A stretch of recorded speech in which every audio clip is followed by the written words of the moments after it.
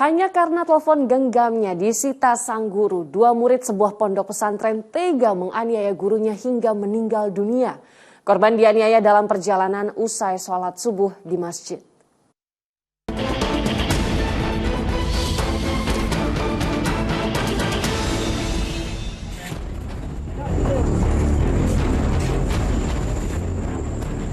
Dengan kepala tertunduk, dua remaja ini ditangkap polisi di tempat mereka menimba ilmu di Pondok Pesantren Mugirejo, Sungai Pinang, Samarinda, Kalimantan Timur. Dua remaja, AB dan HR, dijemput polisi karena kedapatan telah menganiaya gurunya hingga meninggal dunia. Saat digiring ke kantor polisi, sejumlah alat bukti seperti potongan kayu dibawa petugas. Di hadapan polisi, keduanya mengaku nekat menganiaya sang guru karena tak terima handphone mereka disita. Terjadi penganiayaan yang mengakibatkan orang meninggal dunia. Ini masih tahap proses pengembangan, penyelidikan. Nanti apabila sudah ada perkembangannya akan kita tindak lanjuti dan kita informasikan lebih lanjut. Berapa orang terduganya? Kemungkinan tersangkanya ada 2 orang. Polisi yang tiba di lokasi melakukan sejumlah reka adegan kejadian.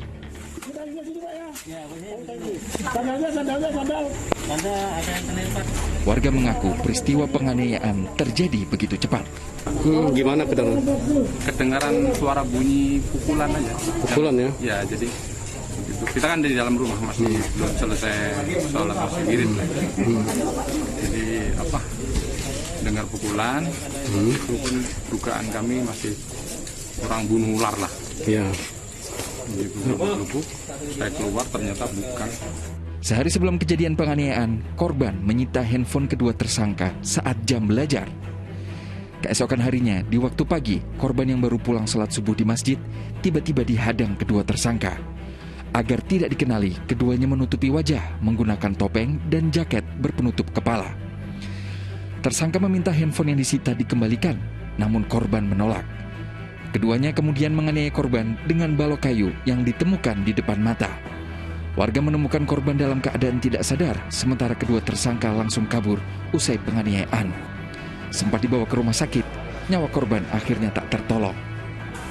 Kini untuk mempertanggungjawabkan perbuatannya, kedua tersangka dijerat pasal 338 tentang pembunuhan dan pasal 170 tentang pengeroyokan dengan ancaman hukuman 15 tahun penjara.